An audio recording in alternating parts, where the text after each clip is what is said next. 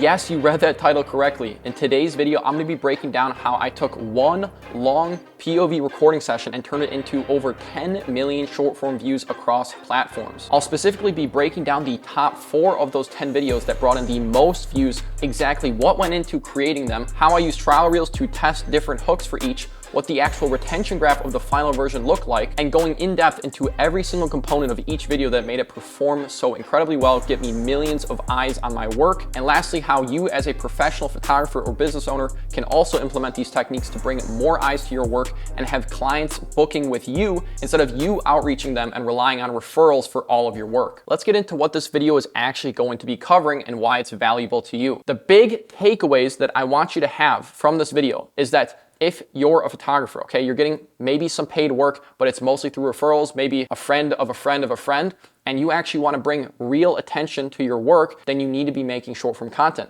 And it's easier than you think, okay? You can literally get a POV setup. If not an action cam, then take your iPhone, buy a chest mount on Amazon for $20, and then strap your iPhone there and use that. I use that for the beginning of my journey doing POV content, and it works just as well, right? The only problem for me is I ran out of storage eventually, so I had to upgrade to an action cam that has external storage, right, micro SD. But if you have storage on your iPhone, use your iPhone, right? It's so easy. And not only that, you can make 10 pieces of short form content off of one recording like I did and get millions of views if you learn how to format it. And the way I do this is as I'm recording the session, right, as I'm recording every moment, I'm either in the back of my head or literally in the notes app writing down key moments after they happen. And this could be like an amazing photo I took or a really cool moment where I reacted to something. Or maybe I met someone on the street and I had a talk with them and I want to make a video about that. So I note these moments down so that later I have a list of short form videos to make of this long recording. I can kind of find these moments and then build a story around it. A big concept you have to understand is that in general, 99% of people are coming to social media to be entertained above all else, okay? Entertainment is number one. And so even if your goal is to bring in more paying clients to your work, you still have to make your video entertaining for the masses so that retention remains high and the Instagram algorithm decides to push your video out to more people. Now, the structure of having a hook that grabs the viewer's attention and builds curiosity, a build-up that keeps the viewer engaged and adds emotional investment in the final result, and then that final result that answers the question given in the hook and shows off your work, which encourages engagement like shares, saves, and comments, is something I like to call the HBR retention framework. Now, I've made an entire separate video about this topic, covering my framework in depth with 5, I think actually even 6 examples at the very end, implementing this framework and showing how it's used in so many different types of videos. So if you want to check out that video, I'll leave it linked in the description. It is a super valuable tool for you and breaks down the framework I use on basically all of my content and all of my clients' content to help them go consistently viral. So now that you kind of understand the general structuring behind each video, how do I actually get them viral, right? So after I come up with these ideas, I'll go to the location of one of the ideas and I'll see the context of the situation. I'll remind myself what happened. And that's when the story building process begins. First, I have to come up with a hook, which can be multiple different things as you'll see in the examples. And I'll get into that a little bit later in this video. But once you determine the hook, you then build the context behind the final result. Now, the context should be pretty long and should build a full story because you want to be following the 80-20 rule. This is something I also discuss in my HBR retention framework, but basically what the 80-20 rule is, it's the concept that 80% of your video's total duration should be the hook and build up, followed by only the last 20% showing off your results, which in your case is most likely your photos or the reaction to your photos or someone else's reaction to your photos, right? The payoff, the enjoyment, the satisfaction that the viewer gets is at the very end, the last 20%. The reason behind this is that once the viewer is given what they are waiting for based on what the hook made them wait for, they're gonna leave. Their purpose for staying on the video is gone, and so your retention will drop at that point. Now that's okay because you wanna show some result in order to make the viewer satisfied and encourage them to engage with it, but you don't want to give away the result in the middle of the video, otherwise retention will drop off at that point, and that's much more detrimental to your video's overall average retention. So once I found a hook that I think will work, I built out a story behind the photo, and then I show the photo at the very end, I will then test this version with trial reels. The biggest thing I'm testing is the hook, but I'm also looking for any other distinct drops in retention throughout the video. And I do this by waiting for the video to get around 1,000 or more views and then hitting view insights and checking the retention graph of my video. If there's a steep drop at the beginning, it means my hook did not work and I need to improve that. If there's a steep drop at any other point in the video, I will go to that specific point and check exactly what happened and then come up with a hypothesis as to why there was a retention drop at that point, make a change to fix this problem, and then repost it in trial reels as a new version. I will then repeatedly check the retention graph of each new version, creating changes that I know how to make because I have a lot of experience with content like this. And eventually I will find a version with an extremely good retention graph, and this will show in the view count, right? If there's a good retention graph like this one, for example, then the views will steadily go up, and that's when I know I found a good version. I will then take this version, post it fresh to my Instagram page, as well as to YouTube and TikTok, and then I will let them each grow at their own rate. Now, speaking of cross-platform, if a video goes viral on one platform, it is almost guaranteed to go at least somewhat viral on all the other platforms. How viral it actually goes depends on what audience the other algorithms have and is specific to what type of content you post, and it's very individualized basically. For me, most of my content does best on YouTube, but I have many clients where they perform best on Instagram. And I have a few rare clients that perform extremely well on TikTok, but the other platforms are a little lower in comparison. But that's okay, it doesn't really matter because eyes on your work are eyes on your work, and either way they drive more clients to reach out to you for paid work, right? If you're getting 10 million views on your work, do the math. You know how much you charge, you know how many clients you bring in on average. If even 0.01% of those people reach out to you, imagine what that could do for your business, right? So anyway, now that you understand the process behind actually creating the short form content, let's go into the individual examples, starting off with video number 1. Oh, this is gonna be cool.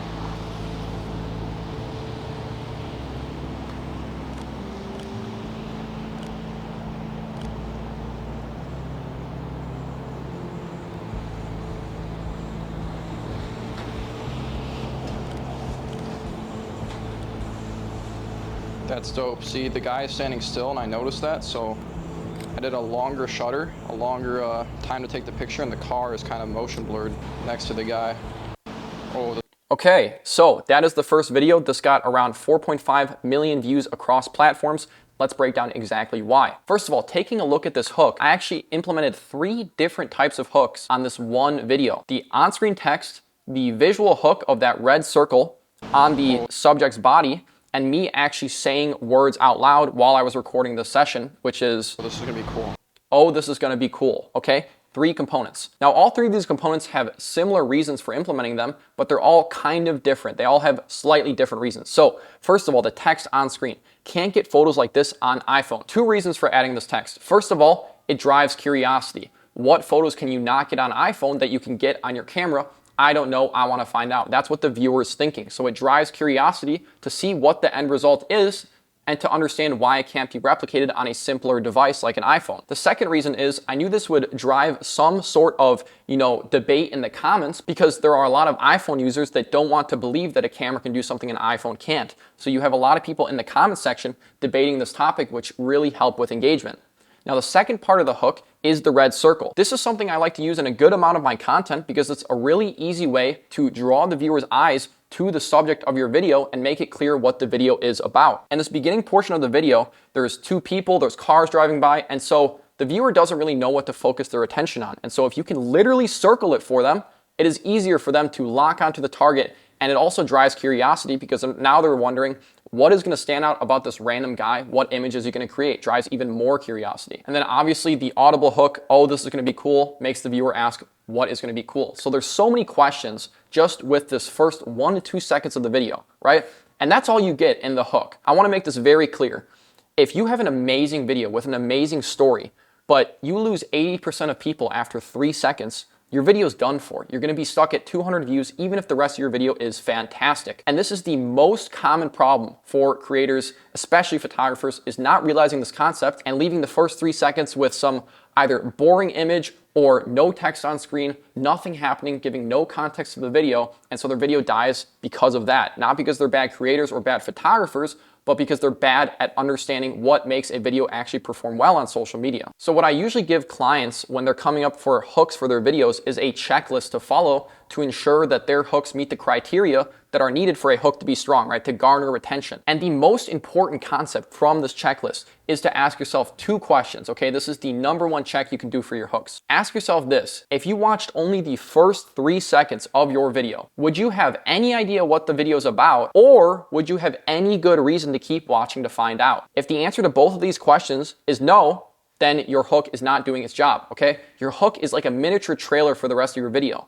And so if it doesn't at least make the viewer curious enough to keep watching to see what the context is, or curious enough to see that final result, then your hook has failed, your video is going to flop, and you're going to see it in the retention graph, and then you need to make changes. So this is a really good test for you guys to do. Write this shit down and do it every single time you are producing a piece of content, no matter what it is. The first 3 seconds, if you only watch that, do you have any fucking context at all? And if you have no context that is interesting, is there at least something interesting that might keep the viewer from leaving long enough to find the actual context or the actual thing that they should be waiting for?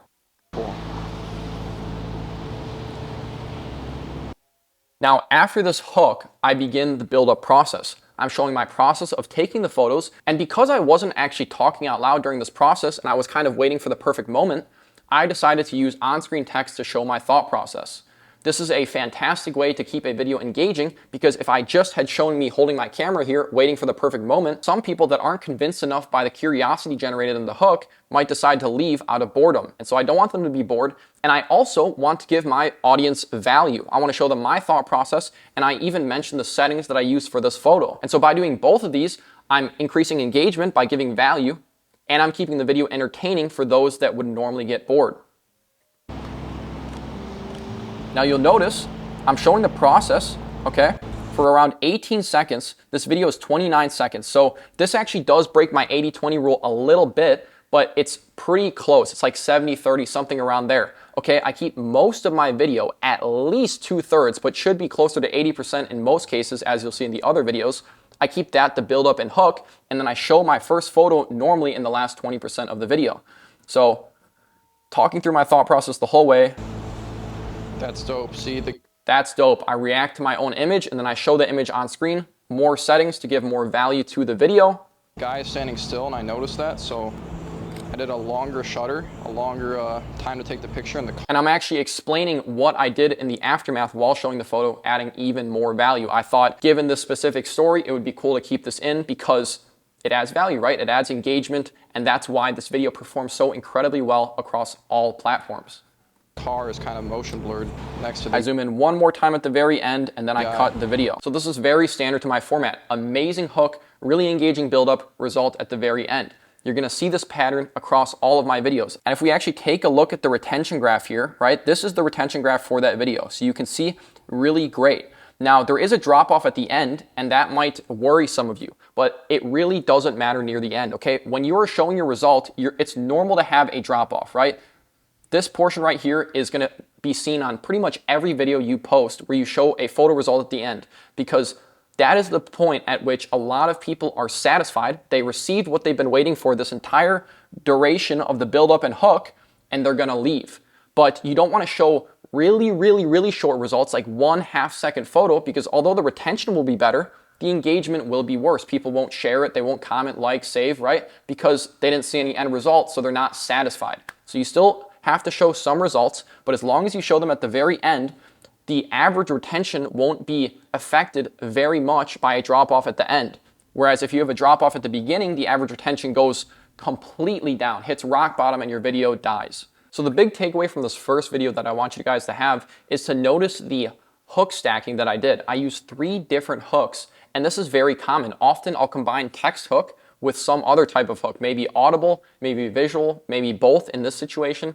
But this is a great way to ensure that there are more factors in your control to stop the viewer from scrolling and give them something to wait for. Now moving on to video number 2, this is one of my favorite videos I've ever made because I love the end result photo, but I want you to pay attention to the storytelling here, okay? The way the story is built with ups, downs, and changing thought processes, as well as obviously the hook and then the final result at the end. Let's watch through this and then I'll break it down. Oh, I actually like this. This one pigeon is actually pretty interesting. This guy in the middle here. I like that. Let's see how close I can get. I want to get him in flight.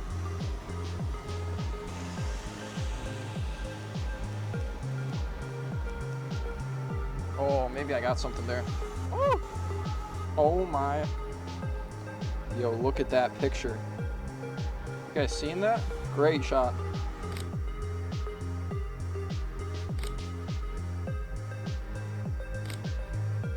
Okay, so that's the entire video. Now let's look at the hook to start off with. The hook is text on screen. I captured an angel on camera. banger hook, okay? I thought of this one myself. It came to mind. The final result looks like an angel with its wings, right? Like the bird. So I thought, this is a fantastic way to drive curiosity because people are going to be wondering, how do you capture an angel on camera? What does he mean by angel? Angels don't exist. I want to see the end result. So extreme curiosity built, something that is unexplainable, and it's in the back of the person's mind even as the storyline changes throughout, right? So I don't talk about the angel during the duration of this video, but it's kept in the back of their mind. It's an open loop that they're waiting for the close on. And the close only comes when I show the photo that looks like an angel, which then tells them, oh, that's what the angel was, right? They realize, damn, that's pretty cool. And then maybe they'll leave a comment, a like, or share. So this video actually got 5 million views across platforms. You can see the retention graph right here. And as you can see, it's very similar to the previous one, right? No major drop off at the beginning, very steady line that stays mostly above the 50% mark, and then a drop off at the end when I show the results, which as I said before is fine. Now, if we discuss the buildup of this video, that's what I want you to take away from this video. The story I was able to build while keeping it fast paced and making it easy to consume. So I start by audibly saying, oh, I actually like this. This one pigeon is actually pretty interesting. This guy in the middle here. So after I literally say, okay, ooh, there's this interesting subject, I then go into searching for a subject. That's the next part of the story, right? I'm looking around. I like that. I say I like that, and I take one photo. They're maybe expecting there to be a result right after that. Let's see how close I can. But then I say, let's see how close I can get. Okay, continuing the story. Okay, I'm not happy with that photo. I want to get closer and see if that will improve the result. Yeah, I want to get him in. Then I change my mind again. This is what's actually happening in the moment. But I'm showing you the process I went through while I got this photo, but keeping it fast-paced, cutting out all the dead space where I'm not doing anything interesting, and making it both entertaining and informative. Okay, getting ready to scare him for an action shot. I'm literally showing what I'm thinking as I'm making this video, okay? Zoom in on my camera. I got something there. I say, maybe I got something there. Okay, drum roll for the final reveal. Oh my. Yo, look at that picture. I'm getting hyped at the picture. I'm showing that hype. This is something you guys can do as well. If you're like doing behind the scenes and your work allows you to, get hyped if you get a great photo, right? It adds to your video. It adds real emotion and people connect with that, right? So real moments create real results. Sure. You guys seeing that? Great shot. Showing all of my reactions for like 5 seconds because why not? Right? I want to drag out this buildup. I want to show every single part of it, and I want to keep it as long as possible because something I discuss in my HBR retention framework is that if you can get really good retention on a longer video, that video will always perform better than the same retention graph on a, like, say, 5 to 8 second video, right? The longer the video, the better. It's obviously more difficult to keep retention because you have to keep it engaging for that duration of time. But if you can drag out your reaction, if you can drag out the process, show more of the story, build more emotional investment in the final result, then that's all for the better, right? Then finally, I show my result, the before and after edit with the settings for the value. Full video on YouTube, quick call to action, which you guys can implement as well. So that's the video, 5 million views because of the formatting of my content. Now I did test multiple hooks for this video as I did for the other videos.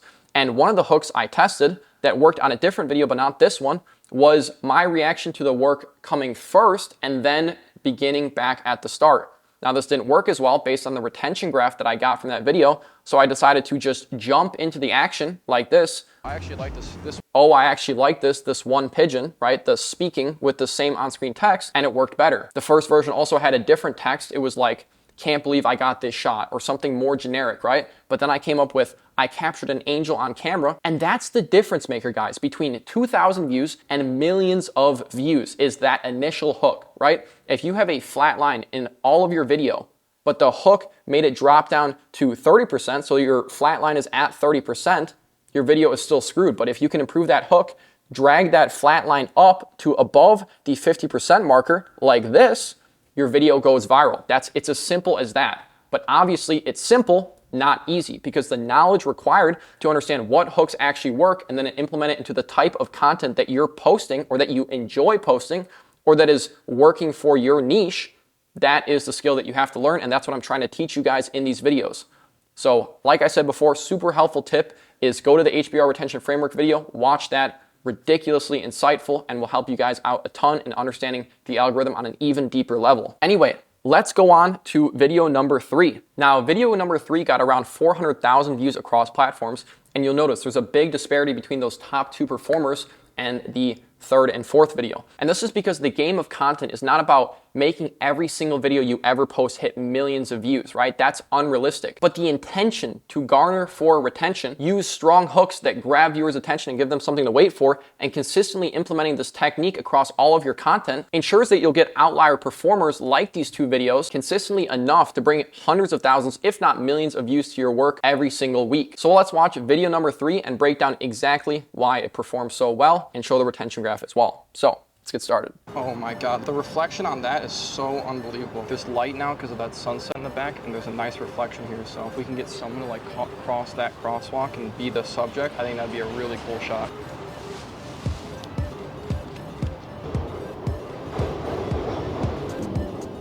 Oh.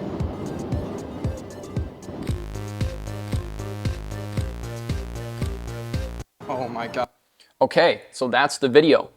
Now, you'll notice the hook is a little different in this one, right? I'm not jumping right into the action. I'm actually showing my reaction to the final result first and then restarting at the beginning of the story. And I do this because it opens another loop in the viewer's mind. If I show my reaction to the final result first, they're now waiting to see what the context behind this reaction is. Okay, what photo is he reacting to, right? They want to see that first of all. They want to see how I actually got that photo. And so all of these questions are racing through their mind. It's also added onto by the on-screen text saying, I'll never get shots like these again, right? What shots is he never going to get again? Are they really that amazing? I want to know for myself. This is what the viewer is thinking, and that's why they are staying to watch the video. If we take a look at the retention graph, this is the video right here. Now, you'll see there's a slightly larger drop-off at the hook, which is why this video didn't get millions of views. It only got hundreds of thousands. But overall, this line is still very close to the 50% mark. Now, as always, I had multiple iterations of this video in trial reels that I tested, and this was the best version. I made multiple different versions, but there's a certain point at which you have to cut your losses. And this is something I teach all my clients. You do not want to be sitting in trial reels for like 3-4 days on the same video just trying to make it perfect, okay? First of all, your video eventually, if you post enough duplicates that are similar enough in trial reels, they're going to get flagged for duplicate content. And in that case, you're going to have to change something else, such as mirroring your video or increasing saturation and zooming it in a little bit, or even cutting off the end of the video so that you can just test an incompleted video to see how the hook does, right? Because that's what you're testing most of the time. But if you don't want to have to do that, then you should only rely on 2 to 3 versions for most videos before you find the final version and post that one. So in this case, I decided to start on my reaction, which I do in some of my other content as well, and it worked relatively well. So after I show my reaction to the final result, I then restart right at the beginning where I actually come up with the idea, and I'm saying this out loud as I'm recording. It's something I've learned to do when I record my behind the scenes content because I know I'm going to make short form out of it as well. And so for me, it's easier to say it out loud because it's more engaging for the viewer. However, like you saw in the first video, if I forget to say my thoughts or maybe I'm too locked in, right, and I don't want to say it, I just write it on screen as text. And that's another easy way to keep people engaged and show your thought process. People are there, again, for the process, man. They want to see how you think. They want to know who you are. They don't just want to see a bunch of your photos as slideshows. That is going to get no one to watch your content, and that's why you're probably stuck at under even 1,000 followers, despite the incredible photography work that you have, right? Sunset in the back, and there's a nice reflection here, so if we can get... Okay, there's a sunset in the back, and there's a nice reflection here, building up the context.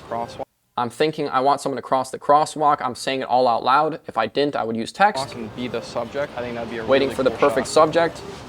It then shows me getting down on the ground. I had a really nice smooth zoom effect that I did in CapCut using keyframes, which is something I also teach to my students, but I mean, you can find CapCut guides out there, right? How to do keyframes, very useful for editing. I'm showing my settings, okay? Shutter speed for each photo because that adds value to the video. If I'm showing my settings, I'm giving value, more likely to share it, save it, whatever. Okay. Quick 3 results, call to action, full video on YouTube, link in bio. Oh my God. And that's it. That's the video, right? So another video follows the exact same formatting. And this is the style that works for me, guys. As you can see, right? This is how I make my POV content. But person to person and type of photography to type of photography and personality to personality, this is different, right? This is what I help with. I help you find a content that you enjoy, that you can replicate. I teach you how to format it, and then you post it, it goes viral, and it brings eyes to your work. That's the premise, right? Simple, not easy, but you can do it as well. I would highly recommend, watching back this video if the first time it was maybe a little overwhelming, and just looking at the concepts I'm applying so that you can pick out certain ones and put them into your own content, right? Okay, so final video. This video also got around 400 to 500,000 views across platforms, so not the best performer like the first or second one, but still very solid. Ooh, I have an idea. Okay, I'm just gonna go through this one because it's not that long as we watch it, and this video is already long as shit, but I hope you guys are appreciating this free value.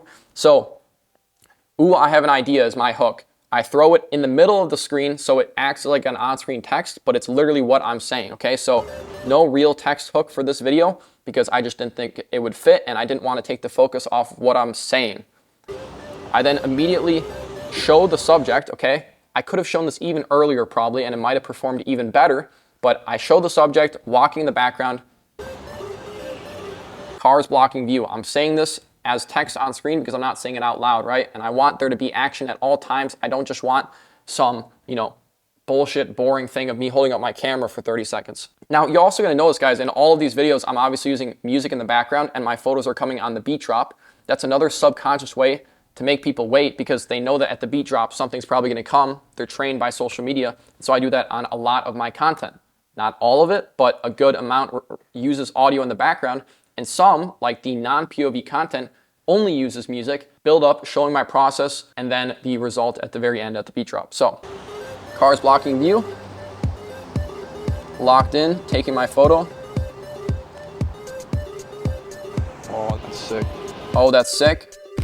Zoom in, show the photos for the last 3 to 4 seconds of this 21-second video. So, follow the 80-20 rule, similar formatting, similar hook, right? Just jumping right into the process. I start on the audible hook, text on screen of what I'm saying, show the process, show the result at the end. Very similar, not gonna go too in-depth about this one. If you guys wanna see the retention graph, it's right here.